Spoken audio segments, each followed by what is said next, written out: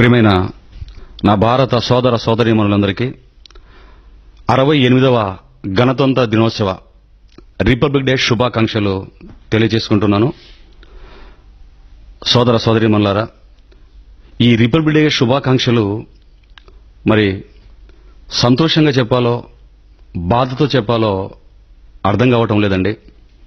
ఎందుకంటే doctor BR Ambedkar గారి సారథ్యంలో రాజ్యాంగాన్ని ప్రపంచంలో అన్ని రాజ్యాల కంటే గొప్ప రాజ్యాంగాన్ని, పెద్దదైన రాజ్యాంగాన్ని, 448 ఆర్టికల్స్, 12 షెడ్యూళ్లతో కూడినటువంటి అతిపెద్ద రాజ్యాంగాన్ని మన భారతదేశం 1950వ సంవత్సరం జనవరి 26వ తారీఖున మరి అంగీకరించడం, అధికారికంగా స్వీకరించడం జరిగింది.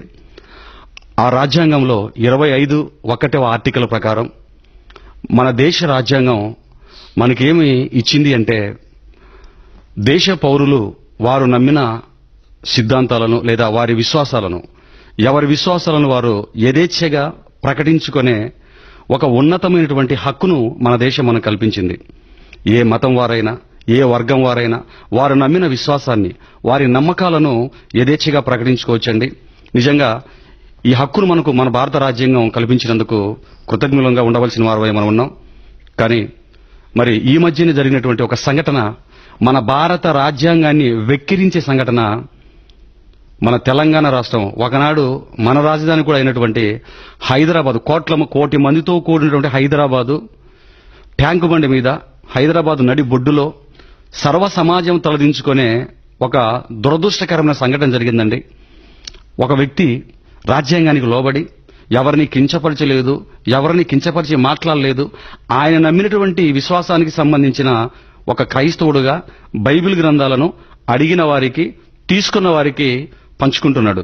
అలా పంచుకుంటున్నప్పుడు కొందరు మత పిచ్చెక్కినటువంటి మతోన్మాదులు మన రాజ్యాంగానికి వ్యతిరేకంగా ఆయన దగ్గరికి వెళ్లి ఆయనను ఆటంకపరచడం మాత్రమే కాకుండా నానా దుర్భాషలు, బూతు పదాలన్నీ మాట్లాడేసి, వయసు కూడా చూసుకోకుండా తండ్రి లాంటి వయసున్నటువంటి వ్యక్తి మీద ఊహించిన రీతిలో దాడికి దిగి, ఆ దాడి కూడా ఎలా జరిగిందో మనం ఆలోచిస్తానండి.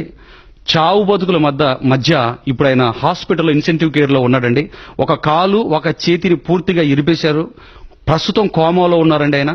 వాళ్ళ కుటుంబం అంతా కూడా అక్కడ ఏడ్చుకుంటూ కూర్చున్నారు.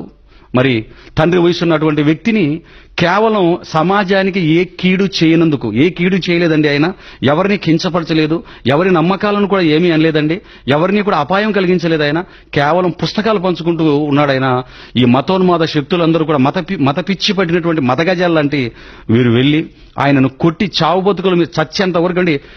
ఆయన కోమాలోకి వెళ్ళిపోయాడు అంటే వీరు ఏ మనసులో పెట్టుకొని ఆయన్ని అంతగా కొట్టారు. చంపడానికి ట్రై చేశారండి. వాళ్ళు చంపాలి, తీసేయాలని అనుకున్నారు. మొత్తానికి చచ్చిపోయాడు అనుకుని విడిచిపెట్టి వెళ్ళిపోయారు. దేవుని అదృష్టం బాగుండి దేవుని దయ వలన ఆయన కొంచెం ప్రాణాలతో బ్రతికి బయటపడ్డాడు. ఇప్పుడు కూడా బ్రతుకుతాడని గ్యారెంటీ లేదు. హాస్పిటల్లో ప్రాణాపాయ స్థితిలో ఉన్నాడు. ప్రియులరా, నేను అడుగుతున్నాను, మరి ఎందుకు వీరు ఇలా చేశారు? భారతదేశంలో ఇంతకు మునుపు ఎప్పుడు లేని విధంగా ఈ సంఘటన రాజధాని నడిబొడ్డులో జరిగిందండి.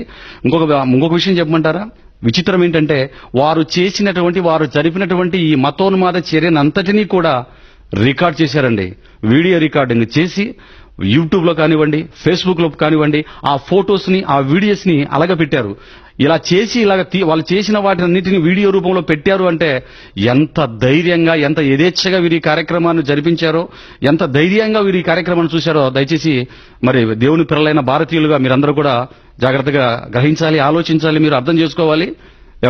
అంత మాత్రమే ఆగిపోకుండా ఎవరైతే ఈ కార్యక్రమాన్ని చేశారో వారిని గుర్తించి వారి మీద కేసు పెట్టి పోలీస్ స్టేషన్కు పంపించారండి. విచిత్రం ఏంటంటే, పోలీస్ స్టేషన్కు పంపించినటువంటి 24 గంటలు తిరక్క మునిపే ఆయన అలాగ చావు బతుకుల మీద కొట్టి పడేసినటువంటి వీరు దర్జాగా బెయిల్ తీసుకుని బయటికి వచ్చి కాలర్ ఎగరేసుకుని తిరుగుతున్నారు మరలా హైదరాబాద్. అంటే పరిస్థితి మన భారతదేశంలో రాజ్యాంగాన్ని వెక్కిరించే కార్యక్రమం ఏ స్థాయిలో ఉందో దయచేసి మీరు ఆలోచించాలి. ఆలోచించండి పిల్లరా. ఏమండి, ఇంత సంఘటన, ఇంత గందరగోళమైన పరిస్థితి, ఇంత హృదయ విదారకమైన పరిస్థితి జరిగినా కూడా, ఇంత ఘోరం రాజధాని నడిబొడ్డులో జరుగుతున్న ఒక్క పేపర్లో కానివ్వండి, ఒక టీవీ న్యూస్ లో కానివ్వండి, అసలు ఈ మీడియాలో దీనికి సంబంధించినటువంటి ఇంత న్యూస్ కూడా ఎవరు రాయలేదు, ఎవరు చూపలేదంటే పరిస్థితులు ఎలాగున్నాయి మీరు ఆలోచించండి. ఏమండి, ఎక్కడైనా చీమ చిటుక్కుమంటే ఈ న్యూస్ మీడియా వాళ్ళు స్పందిస్తారే? సమాజానికి హాని చేయకుండా రాజ్యాంగం ప్రకారంగా ఆయన నమ్మిన విశ్వాసాన్ని, ఆయన నమ్మిన నమ్మకాన్ని పంచుకుంటున్నందుకు ఇలా చేయటం ఎంతవరకు సబబు, ఎంతవరకు రాజ్యాంగానుసారంగా ఇది జరిగిందో మీరు ఆలోచించాలి. ఏమండి, ఇలా దర్జాగా బయట తిరుగుతున్నారు, వాళ్ళు కాలర్ ఎగరేసుకుని తిరుగుతున్నారు. వీరు ఇలా చేస్తున్నారంటే వీరి వెనకాతల ఎవరున్నారు అడుగుతున్నాను.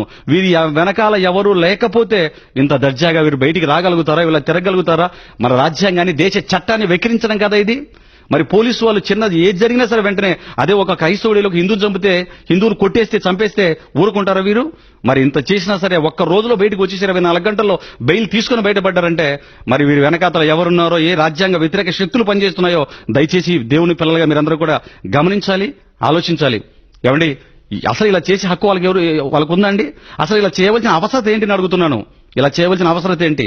అసలు ఎందుకు ఆయన ఇలా గాయపరచాలని అడుగుతున్నాను. ఈ దేశమైన నీ బాబు సొమ్మ, మీ తాత సొమ్మ, ఎవడి సొమ్మని ఇలా చేస్తున్నారు వీళ్ళు? ఎవడి సొమ్మిది? నీకెంత అధికారం ఉందో భారతదేశంలో ప్రతి ఒక్కరికి అదే అధికారాన్ని కలిగి ఉన్నారన్న సంగతి మర్చిపోయారు. పొగరబడినట్టు మతోన్మాదులండి వీరందరూ కూడా. వాళ్ళ ఆ పొగరబోతులతో మతోన్మాదులు చెప్తున్నాను. వయసు మీద పడిన వ్యక్తి మీదకి వెళ్ళి భౌతికంగా దాడులు చేయడం కాదర్రా మీరు చేయవలసింది. ఒక పెద్ద అయిన పట్టుకుని తండ్రి లాంటి వయసున్న వ్యక్తి మీదకి వెళ్ళి దాడులు చేయడంగా చేయవలసింది. నీకు ధైర్యం ఉంటే, నీకు దమ్ము ఉంటే, నీకు సబ్జెక్ట్ ఉంటే రా. మళ్ళీ Bible research ministries, Malyam Devasahayam, public సవాల్ డిబేట్ గా ఆహ్వానిస్తున్నాను. నీకేగిన సబ్జెక్ట్ ఉంటే, నీ గ్రంథం మీద నీకు సబ్జెక్ట్ ఉంటే, నీకు నాకు మధ్య డిబేట్ టైటిల్ ఏంటో తెలుసా? హైందవ వేదాలు, బైబిల్ వెలుగులో ప్రపంచానికి దేవుడా దేవుళ్ళ, ప్రపంచానికి దేవుళ్ళ, వ్యక్తికి ఒక దేవుడా, ప్రపంచానికి ఒక దేవుడా? వ్యక్తికి ఒక దేవుడా, ప్రపంచానికి ఒక దేవుడా? వస్తావు మరి డిబేట్ కి? అంత సబ్జెక్టు, అంత కెపాసిటీ నీకు లేదు. భౌతిక దాడులు చేసేవాడికి, భౌతిక దాడులు దిగేవాడికి ఆధ్యాత్మికమైన కోణం ఉండదు. దేవుని నమ్మేవాడికి, దైవ విధేయతతో దైవత్వాన్ని కలిగి ఉండేవాడు ఎవడు కూడా ఇలా చెయ్యడు. ఆ సబ్జెక్ట్ నీకు లేదు. ఇదిగో నీ సంస్థకి, నీ మతోన్మాద సంస్థకి హెడ్ ఎవడైతే ఉన్నాడో, దీనికి నాయకుడు ఎవడైతే ఉన్నాడో, సబ్జెక్ట్ ఉంటే విడిచిపెట్టిన నాయకుడు నా మీదికి. మళ్ళీ దేవసహాయం పబ్లిక్ లో, సోషల్ మీడియాలో పబ్లిక్ లో సవాల్ విడిచిపెట్టాడు, సవాల్ చేస్తున్నాడు. ఈ టాపిక్ మీద రమ్మని, ప్రపంచానికి దేవుడా దేవుళ్ళ టాపిక్ మీద రమ్మంటున్నాడు, సవాల్ వదులుతున్నాడు. మరి వెళ్ళి నిలబడండి, పంపించండి. ఇలాగా ఆ సబ్జెక్టు నీకు లేదు, నీకు నమ్ముకున్న వాడికి లేదు. నీకు పెద్దగా నాయకుడిగా ఉన్నవాడు ఇద్దరు కూడా రాజ్యాంగాన్ని వ్యతిరేకించారు. మీరు మతోన్మాద శక్తులు. మీరు ఇంత జరుగుతుంటే ఛానల్ వాళ్ళు కళ్ళు విప్పాలి. ఇప్పటికైనా ఆలోచించండి. నీకు సబ్జెక్ట్ ఉంటే నిలబడదు. అది రోషం అంటే, అది మగతనం అంటే. చేతగాని వ్యక్తుల మీదకి వెళ్ళి 3-4 రేసి ఒక చేసి కొట్టడం కాదు. సబ్జెక్ట్ ఉంటే, నువ్వు నమ్మిన నీ నమ్మకానికి ఏదో అర్థం ఉంటే, నీ మతోన్మాద చర్య ఏంటో ఆ సబ్జెక్ట్ అంటే రామరి చూద్దాం. తమ్ముడు నన్ను మాట్లాడుతున్నా, రావాలి, ఒక మాట నేను మాట్లాడతాను, రావాలి. ఇది నా ఒక్కడి మాటే కాదు, ఇది క్రైస్తవులందరి తరపున నేను పెడుతున్నాను. నీ మతోన్మాద శక్తిని తరపున నువ్వు దిగు బరిలోకి, క్రైస్తవులందరి తరపున నేను దిగుతాను. ఒకవేళ నీ మతోన్మాద సంస్థ నాయకుని ఈ సబ్జెక్ట్ మీద రింగ్లోకి దింపితే చెప్తున్నాను ఏం జరుగుతుందో. ఫస్ట్ రౌండ్ లో ఫస్ట్ కిక్కే సింగిల్ టైప్ పడగొట్టకపోతే, నాకౌట్ చేయకపోతే నా పేరు మల్యం దేవసహాయం కాదు. క్రైస్తవ బిడ్డలారా ఆలోచించాలి. ఇది ఊరుకునే సమయం కాదు. మనం ఊరుకునే సమయం కాదు. యేసుక్రీస్తు చెప్పాడు మనకు, ఒక చెంప కొడితే రెండో చెంప ఇవ్వమని చెప్పాడు. ఇంతవరకు అదే జరుగుతూ ఉంది. ఒక చెంప కొడితే రెండో చెంప ఇచ్చేసరికి మొన్నటికి మన ఒక పెద్ద అయింది భవానీ మాల్లో ఉన్న వాళ్ళందరూ కూడా తీసుకెళ్లి బలవంతంగా బొట్టు పెట్టి ఆ దేవాలయంలో ఏం చేశారు మీరు అందరూ ప్రపంచమంతా ఇప్పటికీ చూస్తూనే ఉన్నారు, నీటిలో, టీవీలో, అన్నింటిలో కూడా. అంతకు మునుపు కూడా చర్చిలో ప్రార్థన చేసుకుంటుంటే శాంతియుతంగా ఆ చర్చిలో కూర్చొని వాళ్ళకి సంబంధించిన పాటలు పాడుతూ, ఎవరో హిందూ సంబంధించిన పాటలు పాడుతూ అలా చేస్తే, ఇప్పుడేమో ట్యాంకు బండి మీద నడి బజార్లో ఇలా జరుగుతుంటే దీనికి అంతమేం లేదా? మనకంటూ ఒక చట్టం లేదా? మనకంటూ ఒక రాజ్యాంగం లేదా? అడగవలసిన బాధ్యత మనకు లేదా? క్రైస్తవ బిడ్డలారా, ఇది సంఘాలకు, డినామినేషన్లకు ఆలోచించుకుని పక్కన ఉండే సమయం కాదు. ఇది సంఘ భేదాలు లేకుండా, ఫెలోషిప్ భేదాలు లేకుండా, డినామినేషన్ భేదాలు లేకుండా అందరం కలిసి కట్టుగా క్రీస్తు పక్షాన శాంతియుతంగా మన రాజ్యాంగానికి, మన చట్టాన్ని గౌరవించుకొని పోరాటం చేయవలసినటువంటి హక్కు ప్రశ్నించాలి ప్రతి ఒక్కరూ. ఇది ఒకరితో ఇద్దరితో అయిపోయే కార్యక్రమం కాదు. క్రైస్తవులందరూ ఏకదాటి మీదకి రావాలి. ఛానల్స్, ముఖ్యంగా ఈ ఛానల్స్, ఈ సువార్త ఛానల్ అని, ఆరాధ ఛానల్, ఈ ఛానల్స్, క్రైస్తవ ఛానల్స్ ఏనైతే ఉన్నాయో, ఏమర్రా మీకు కళ్ళు ఉన్నాయా లేవా? మీకు కళ్ళు ఉన్నాయి లేవా? చెవులు ఉన్నాయా? పనిచేస్తున్నాయి లేవా? మీరున్న హైదరాబాద్ నడిబొడ్లు ఇంత జరుగుతాయి, ఏమర్రా ఛానల్ చూపించరు? మీకు ఏం ఛానల్ చూపించరు? మీరు క్రైస్తవ పేర్లతో ఆ ప్రసంగాలు చేయించుకుని 100 కోట్ల రూపాయల డబ్బులు నడుపుకుంటే చాలా మీరు డబ్బులతో సరిపెట్టుకుంటారా? బాధ్యత లేదా మీకు? ఎన్నో ఛానల్స్ ఉన్నాయి, సువార్త ఛానల్ అని, ఆరాధన ఛానల్ అని, రక్షణ ఛానల్ అని పెట్టుకున్నాడు. గంప నిండా ఛానల్ పెట్టుకున్నాడు. ఇంత జరుగుతున్న ఏం ఊరుకున్నారు మీరు? ఈ రోజు వాళ్ళని అన్నారులే, మమ్మల్ని కాదులే, మా నాన్నను కొట్టలేదులే అనుకుంటున్నారా? ఈ రోజు అతడికి రేపు నీ మీదకి వస్తాడు. అప్పుడు ఎవరు వస్తారు నీకు దిక్కు? కాబట్టి ప్రియులారా ఆలోచించండి. నా ఆవేశానికి అర్థం ఆలోచించండి. అర్థం ఉంది నేను ఆవేశపడడానికి. మనం ఊరుకునే సమయం కాదు ఇది. అందరు కలిసి కట్టుగా దూకాలి. క్రైస్తవ ఛానల్ 100 కోట్లు పెట్టి క్రైస్తవ ఛానల్ పెట్టుకుని నీ బిడ్డలను అమెరికాలో సెట్ చేసుకున్నావు అనుకుంటున్నావేమో. క్రీస్తుకు బైబిల్ మీద వస్తున్నటువంటి మతోన్మత దాడుల కోసం నువ్వు గలం విప్పకపోతే నువ్వు సంపాదించిన డబ్బు వల్ల నువ్వు నీ కుటుంబం బాగుపడరు. మీరు శాపం తగులుతుంది. గలం విప్పాలి, క్రైస్తవుల పక్షాలు నిలబడాలి. ఇదిగో సువార్త ఛానల్, ఆరాధన ఛానల్, రక్షణ ఛానల్ నిలబెట్టండి. ఆ మతోన్మత సంస్థకు సంబంధించి వాడు రమ్మనండి, నేను నిలబడతాను. ఛానల్లో పెట్టండి, డైరెక్ట్ లైవ్ బహిరంగ డిబేట్ ఇది. రావాలి, రోషం ఉంటే రావాలి, క్రైస్తవులంతా ఏకం అవ్వాలి. సెలవు.